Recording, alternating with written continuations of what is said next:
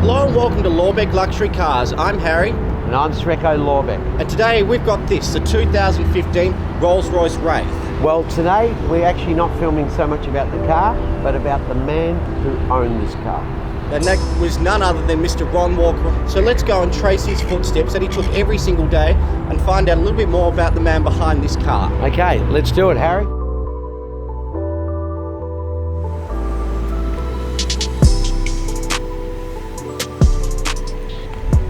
So I guess this is where every day of Ron Walker's really started, here on Albany Road. We'll be driving down Albany Road to his office in Albert Street on the corner of St Kilda Road. Yeah. Where he was the chairman of the Grand Prix Corporation. Presumably he'd have a few stops on the way, so he probably should investigate where he went on his way to work. Well, we thought this morning, Harry, we'd just do a route of where he basically drove every morning. It's a beautiful drive to work, and it'd be great if we could all have that sort of drive to work. And had a particularly beautiful car to do that very drive in each day. Well, I was actually instrumental in organising this car for him new. And Ron had a beautiful Ghost that he bought brand new, and it was exactly the same colour. And he came in one day and he said, "Trek, I would really like to buy a new Wraith." And I said, "Well, Ron, you deserve it, and you should have it. Life is short." And so he said, "All right, organise it." And that was basically it. And this is how this car became fruition. So what do you think the attraction for someone who's so into cars and motorsport for a Rolls-Royce? I mean, most people think that they're just great big boats. They're not really a car that an enthusiast enjoys. Well, Ron had quite a collection of cars, and cars were part of Ron's life. And he'd owned several Rolls-Royces, and of course this was simply the best and the latest, and it is basically exactly the same colour combination as his previous two Rolls-Royces. Well, I mean, to be honest, that was a bit of a loaded question, because as soon as you put this thing into the corners, it's so level, and the gearbox is just unbelievable. It's got a GPS connected to the gearbox, so when you approach a corner, it's always in the right gear. The car's always in the power band. Well, Harry, it feels like we haven't even moved. That's exactly right. I mean, the thing is, sitting in my office chair. Exactly. Well, it's more comfortable than that, I suspect. It is. 2 years ago at Goodwood Festival of Speed, I went and had a tour the following day of the Rolls-Royce factory, which is at the Goodwood estate. And I was absolutely overwhelmed. But the technology that's now in this car, and also the refinement of how this car is built and made, there is no short of excellence in this car. No, it's without doubt the best car Rolls-Royce has ever made. Yeah, without question. So what else did Ron do for the city? I mean, we know it was a Lord Mayor.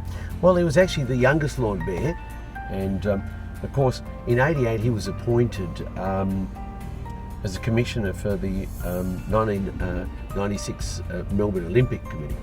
Yes, which unfortunately we didn't get, but I mean, he did an unbelievable job in pushing and promoting Melbourne on the world stage. I mean, it's quite extraordinary. He was well known being a Liberal Party stalwart, but it was Joan Kerner who appointed him. It just goes to show that he was a person who managed to cross the divide and bring people together for the sake of Melbourne and Victoria. He was actually appointed by the Premier at the time as the chairman of the Melbourne Major Events Company. That's a massive achievement just in of itself. Well, not discounting everything else he's done. Absolutely, and it's because of him, because of Ron, is the reason we have the Grand Prix in Melbourne. Well, he stole it from Adelaide, which was a real good achievement in my book. Who'd want it in Adelaide? He's to be appreciated for what he did for Formula One and what he's done for Australia on the worldwide stage. Well, he's an international icon as a result of his impact on Formula One. I mean, he's a great friend of Bernie Eccleston's and Sir Jackie Stewart, and all those people have massive respect for him and what he's brought to Formula One. He's been instrumental in all of that. I'm just wondering whether Bernie actually ever sat in this seat that I'm sitting here right now. Maybe once. There'd be many important and powerful and interesting people who would have sat in this car at some point. We're on the corner of Domain Road and Birdwood Avenue. I mean, this car would be well experienced driving down this little stretch of road in South Yarra here. When Ron would pull up in the morning and just get his coffee, on the way into the office here, and he'd pull up outside Botanical and Bakash, and he lunched at Bakash probably fairly regularly as well, which is a great haunt for business lunches.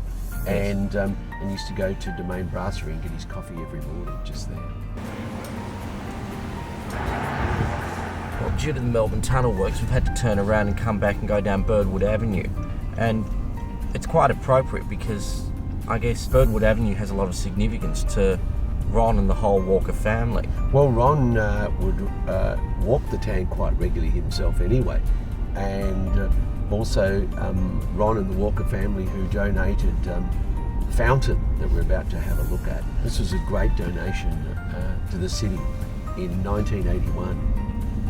That was a long time ago. How long was that, Harry? 37 years. 37 Time years. flies. It's unbelievable, isn't it? And there it is. Ever flowing fresh every day.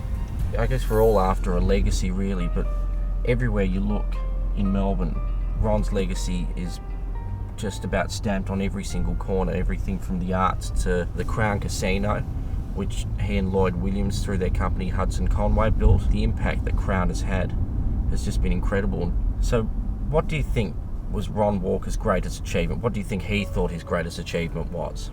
Well, his greatest achievement in his former years is being able to get through to every Australian the drug Keytruda, which he spent so much time flying overseas to get as part of his treatment that just normal mere mortal Australians like us couldn't afford. I think it was hundreds of thousands of dollars for just a treatment, and it was the treatment that basically kept him alive and saved him. Well, saved him from skin cancer. Yes, and gave him several years more. Exactly.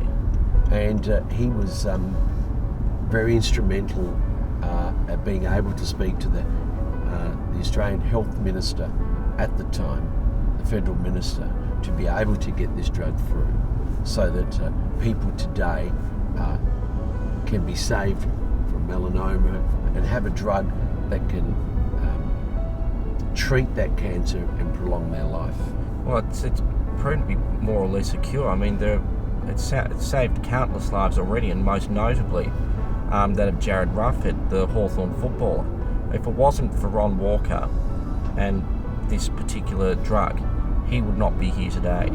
I mean, that's an achievement above all achievements, and there's many, many people from here on throughout the continuing future that will be thanking Ron Walker for what he's done for them personally. His philanthropic disposition meant that he was always finding a new way of making life better, not just for him, but everyone in Melbourne, Victoria, Australia, and indeed the world. But I guess really the thing that he's most famous for and people remember him for is the Formula One. So it seems only right to pay homage to Ron by going back around the Albert Park Lake. Ron was so particular about how the world saw Melbourne and Albert Park, and he certainly did that. And he was on a buggy late at night, earlier morning, going around just making sure that everything was right. All the kitty litter was repainted to perfection every morning if there was any incidents, and he was so particular about making sure that everything was perfect. And that's why we've had the Formula One here in Melbourne for so many years, and hopefully we'll continue to do so.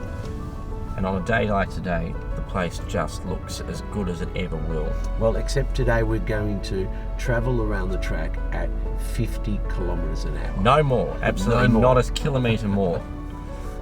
Well, there couldn't be a better way to wrap up this video than driving around this amazing track on what has got to be the most perfect day imaginable in such an incredible car, celebrating the life of someone, a Melburnian, who had an impact like no one else.